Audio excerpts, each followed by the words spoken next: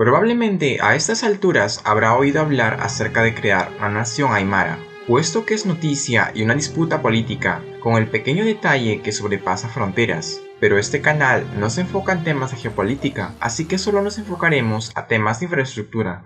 ¿Qué tal amigos? Mi nombre es Wilfredo Campos y bienvenidos a esta nueva colaboración con nuestros amigos de Macro Alianza.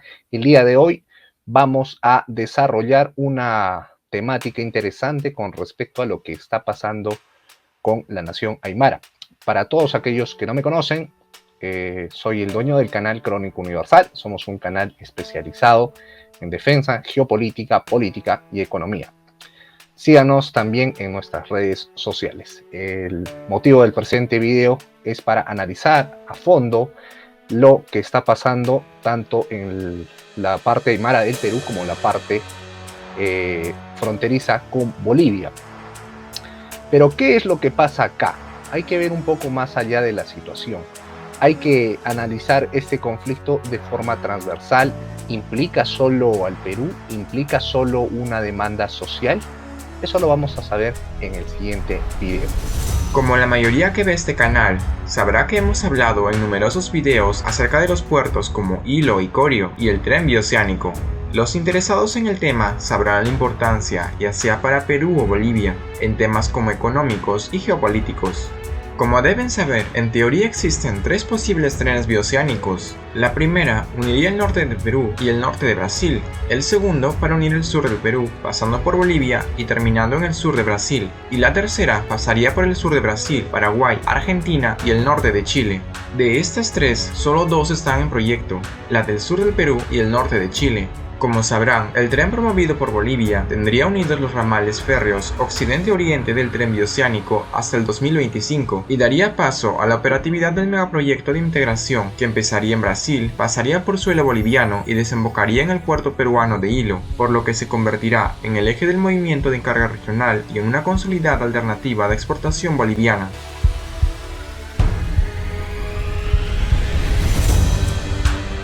De hecho, Hilo ya es un importante puerto de exportación e importación boliviana, por lo que los gobiernos de los presidentes Luis Arce y Pedro Castillo decidieron darle un impulso para su consolidación. Eso explica noticias como las siguientes. Movimiento de carga boliviana por el puerto de Hilo rompe récord y crece 163% en 2021. Crece 135% el movimiento de carga boliviana por el puerto de Hilo. Movimiento de carga por puerto peruano de Hilo crece un 41% a octubre.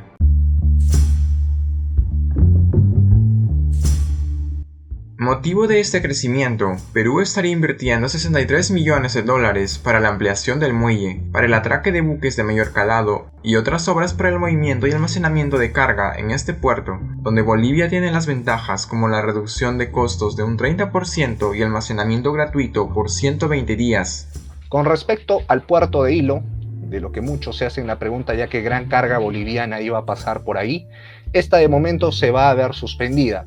Sin embargo, la política, en el caso del Perú y de Bolivia, pues siempre ha estado, digamos, un poco divorciada de las relaciones comerciales, ya que el puerto de Hilo y el puerto de Arica ciertamente son los puertos naturales de Bolivia, así que más allá de las relaciones diplomáticas, si Bolivia quiere seguir exportando, va a tener que hacerlo por alguno de estos dos lados. Así que por ese lado, si bien la relación se puede enfriar de forma temporal, a la larga esto incluso podría ayudar a decantar la balanza para que pueda caer el gobierno de Arce en Bolivia. Eso explica noticias como las siguientes. Crisis política y social del Perú también impacta en Bolivia, Chile y Ecuador. La crisis en Perú afecta sus relaciones comerciales con Bolivia. Desaguadero, más de 1000 camiones bolivianos varados. De hecho, más del 40% del comercio exterior boliviano se mueve por los puertos del sur de Perú, según informes oficiales del gobierno de Bolivia. Este país exporta más de 150 tipos de productos a través de la frontera de Desaguadero, entre ellos soya y aceite de girasol. Es bajo ese escenario que surge una disputa política entre el gobierno peruano y el gobierno boliviano. Hablamos más concretamente de RUNASUR, que es una organización que articula movimientos sociales e intelectuales de izquierda para articular una América plurinacional. La organización fue impulsada por Evo Morales y tiene su sede en Bolivia. Según diversos críticos, el objetivo final es crear una república aymara. Los aymaras son uno de los pueblos amerindios más famosos a nivel mundial. Son de los pocos cuya lengua supera el 1.000.000 de hablantes, además de ser muy conocidos por el uso que hacen de la planta de coca y criar alpacas y llamas. Son un grupo de originarios que viven mayormente en el altiplano andino de Bolivia y Perú, encontrándose sobre todo cerca del lago Titicaca. Habitan esta región desde tiempos precolombinos, extendiéndose en la actualidad entre el occidente de Bolivia, el noroeste de Argentina, el suroeste de Perú y el norte de Chile. También se les llama collas, aunque este nombre no se debe confundir con la etnia del mismo nombre, que vive al norte de Chile y noroeste de Argentina. En un principio se planteó lanzar esa organización en Cusco, el epicentro del imperio incaico, pero la oposición peruana no lo permitió.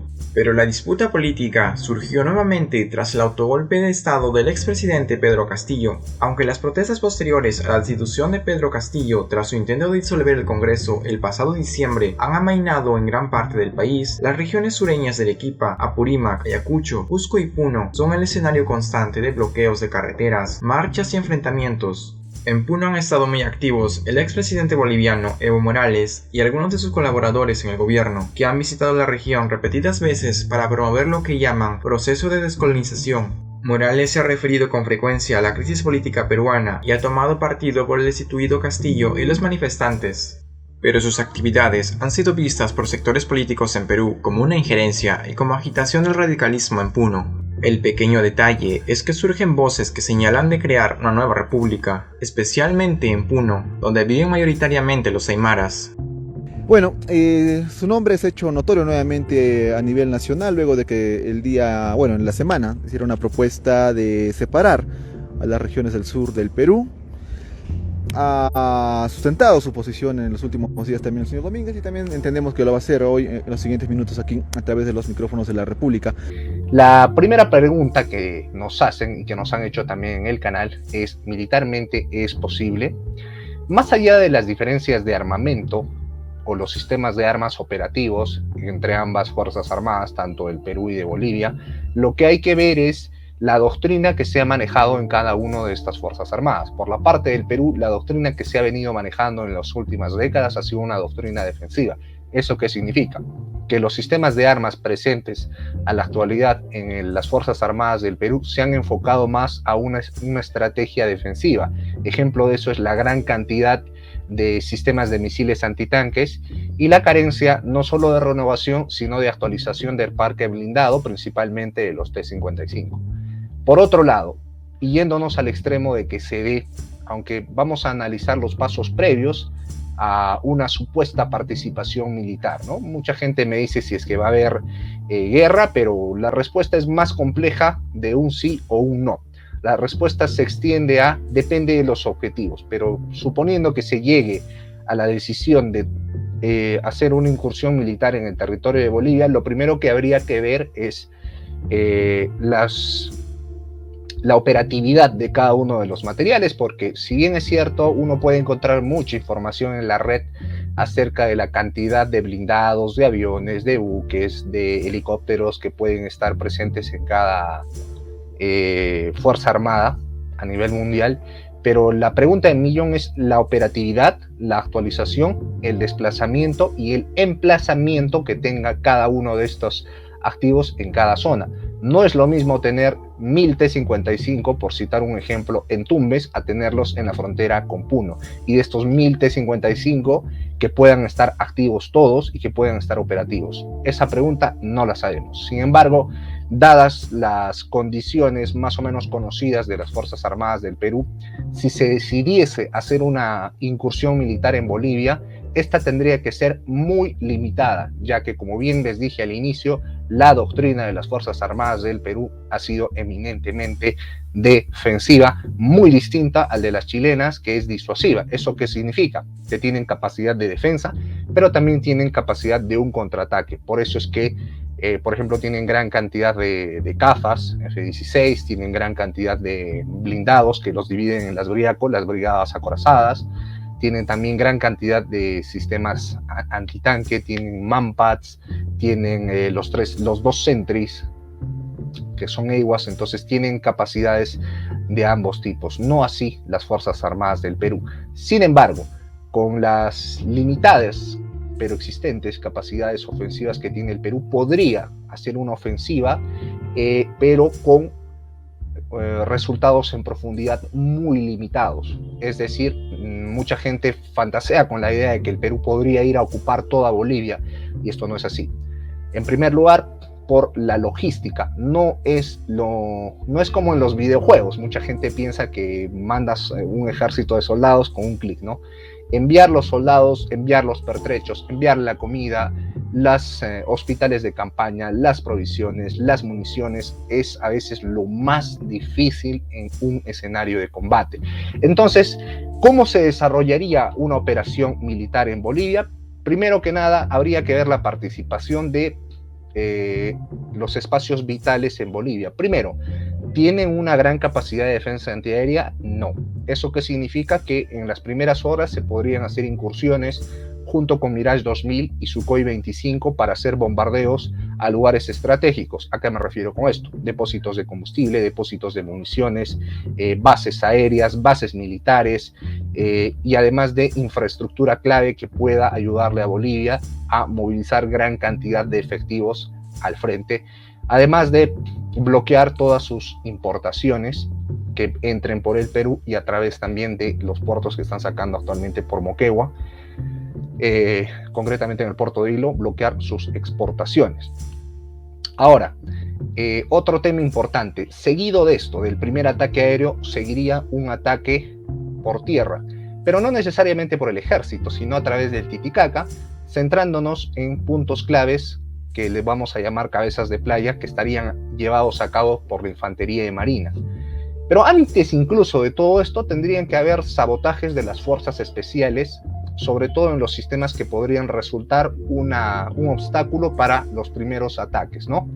Luego de eso, tomada la cabecera de playa, recién avanzarían las fuerzas terrestres, apoyadas por supuesto por los helicópteros. Esto como apoyo aéreo cercano, y para cubrir cualquier ofensiva tendría que haber una gran capacidad de drones. Tenemos la ventaja, por ejemplo, de un satélite, cosa que Bolivia no la tiene, pero con todas estas ventajas estratégicas no nos alcanzaría pues para llegar a terrenos en una gran profundidad estratégica, sin contar que los objetivos que se vayan a trazar también tienen que estar acompañados de la cantidad de efectivos militares. No se puede invadir un país como Bolivia pues con 30.000, 40.000 soldados. Sería necesario también llamar a los reservistas para más o menos tener una fuerza de 200, 250.000 efectivos para poder hacer una ocupación rápida. ¿Esto a qué conllevaría también? A que sea un gasto gigantesco por parte del gobierno peruano para desarrollar esta incursión militar.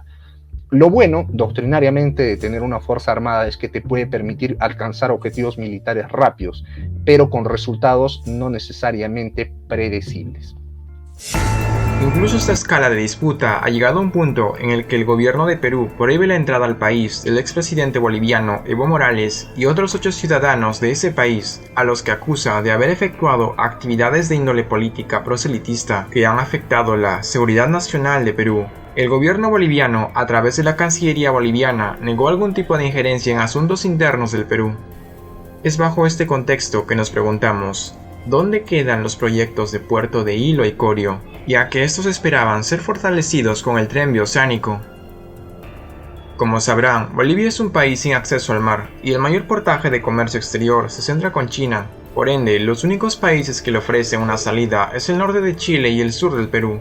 En 2018, la Corte Internacional de Justicia, con sede en La Haya, Holanda, determinó que el gobierno de Chile no tiene la obligación de negociar con Bolivia que este país tenga alguna salida soberana al mar. Desde entonces, los bolivianos comenzaron a firmar con países como Perú o Uruguay. La proximidad y culturas muy similares con Perú, los bolivianos año tras año comenzaron a incrementar sus exportaciones por Perú, mientras que en el lado peruano nadie vio esa proximidad como una amenaza. Por el contrario, parecía que para los políticos la integración económica sería una manera de estrechar lazos en común. Esto como consecuencia de la Guerra del Pacífico. Y otro tema que muchos se preguntan, ¿y por qué está interesada Bolivia en Puno? ¿Ok? Entonces, esto hay que remontarnos más o menos al año 2006. fechas en las que Evo Morales empieza a tomar el poder en Bolivia y así ver su gran proyecto de la RUNASUR. Él sabía perfectamente que recuperar una salida al mar, al menos por sus territorios originales, iba a ser muy complicado. Es por eso que tras el fallo de La Haya, bueno, al menos cuando ya se iba a ver el fallo de La Haya entre Perú y Chile, pues se aventura una aventura jurídica, la cual obviamente todos conocemos que no le salió como él pensaba. En ese sentido es que activa el plan B, que es la RUNASUR. Las protestas del 2019 en Chile fueron consecuencia precisamente de todo este aparato de RUNASUR que pretende tener básicamente una gran salida al mar por los territorios del norte de Chile y por el sur del Perú.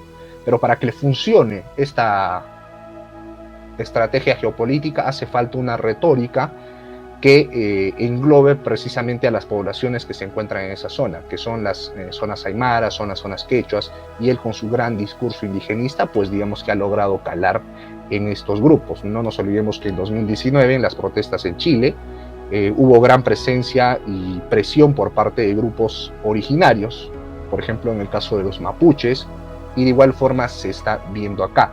Y Evo Morales no actúa solo, actúa respaldado también por los países que están en su órbita. Me refiero a Cuba, Venezuela, Nicaragua, tímidamente también un apoyo de un Brasil. Ahora vamos a ver cómo se desarrolla con Lula da Silva, y desde luego también grandes potencias extracontinentales, ¿no?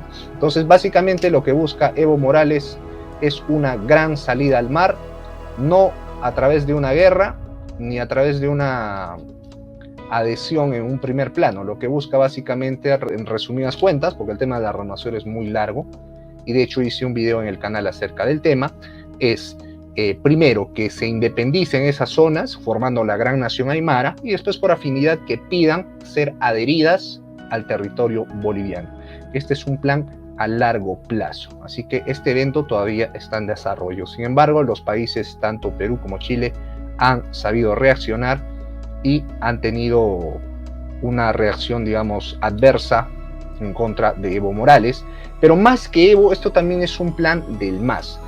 El problema es que surgen voces, las cuales sugieren militarizar la frontera con Bolivia, hasta romper relaciones diplomáticas y comerciales con Bolivia, por lo que nuevamente los bolivianos volverían a depender de Chile. Por ejemplo, el congresista Ernesto Bustamante pidió que el ejército peruano invada territorio de Bolivia para apropiarse de recursos naturales como una posible respuesta a la invocación que se le haga al gobierno de Luis Arce para que no siga presuntamente financiando las protestas contra la presidenta Dina Boluarte en el sur del país. Es decir, las relaciones diplomáticas entre Perú y Bolivia se están volviendo ideológicas y políticas. Por una parte, la derecha peruana está comenzando a ver un enemigo donde antes no lo veía, y por otra parte, la izquierda peruana pareciera ser que no tiene ningún problema con la presencia boliviana en el territorio peruano. El pequeño detalle es que un porcentaje de los peruanos asumen que las protestas son alentadas y financiadas por el gobierno boliviano, es decir, en algún momento esas personas con esas propuestas se convertirán en autoridades. La pregunta surge nuevamente, ¿una guerra es posible? Ahora, los escenarios que se podrían dar antes de, como les comenté en la primera parte de mi intervención, son los siguientes. ¿Necesariamente el Perú tiene que ir a un conflicto militar con Bolivia? No. Hay otras alternativas que son incluso más efectivas que enviar una fuerza militar, porque como bien les dije, y valga la redundancia, tener una fuerza militar te otorga resultados rápidos, pero estos resultados no necesariamente son predecibles. ¿Qué se puede hacer? Primero, buscar el apoyo de la región y con todas las pruebas que se tienen ya de inteligencia y el apoyo de la misma población boliviana y de la oposición política boliviana, buscar y pedir que se pueda declarar al MAS una organización terrorista por estar financiando todos estos actos de terror en territorios fuera de Bolivia, como son Perú y Chile. En segundo lugar, otra cosa que se puede hacer también es, a través de la Interpol, ya pedir la detención de Evo Morales como principal autor de esta organización. Pero para eso hace falta una serie de condiciones antes de cualquier maniobra de ese tipo. Es primero, tiene que fortalecerse la presencia o el discurso original, la versión original y democrática de qué es lo que realmente está pasando en el Perú y adjuntar con eso las pruebas, llevarlo a Naciones Unidas y de esta forma desenmascarar la mentira que se viene propalando en diversos medios afines a las ideas de Evo Morales. No es novedad para nadie que el MAS ha hecho tanto daño en Bolivia como lo ha pretendido hacer en Chile y como quiere hacerlo en el Perú. Entonces, dicho de otro modo, el MAS es la amenaza más latente, incluso que las demás amenazas que tiene Bolivia, y no solo para ese país, sino también para los demás países de la región.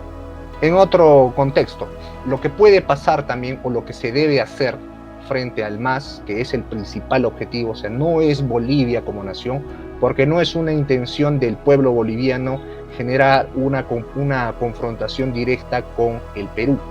Es una posición muy puntual que es del MAS. Entonces, en vez de irnos contra toda Bolivia, hay que ser más específicos y hay que irnos contra los que están fomentando estos hechos, que son la gente del MAS.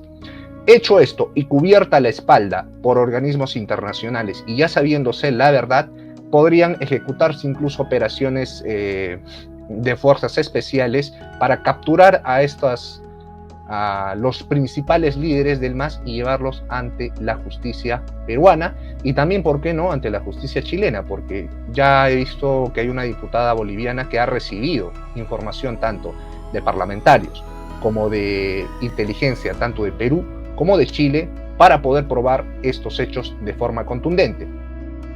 Volviendo al video, ¿será cancelado el puerto de Hilo y Corio? Consideremos que el proyecto Corio tiene años de espera, y la razón principal de este retraso es que no existiría la demanda para que sea sostenible. Por ello, la culminación de 197 kilómetros del canal bioceánico permitiría traer carga de Brasil y Bolivia, además de proyectos como Majes Iguas 2 y el litio de Puno. Como sabrán, en las políticas internacionales no existe ley o regulación, por lo que no podríamos predecir lo que pasará en el futuro. No sabemos qué ideologías o intereses gobernarán ambos países. Tampoco sabemos si las relaciones diplomáticas seguirán siendo las mismas que en años anteriores. Y ahora la pregunta del millón: ¿y cómo afecta esto el tren bioceánico?, se preguntarán muchos. En primer lugar, siempre se tuvo en mente la constante de que Bolivia puede ser un país bastante inestable, y esto podía conllevar a que en cualquier momento pueda ser bloqueado el tren bioceánico si es que pasara por Bolivia. Esto solo va a ir en desmedro de los bolivianos, porque va a reforzar la tesis peruana de que el tren bioceánico no pase por Bolivia, sino que solo comprenda territorios de Brasil y de Perú. Entonces, ¿quién sale perdiendo en esta ecuación? El pueblo boliviano nuevamente.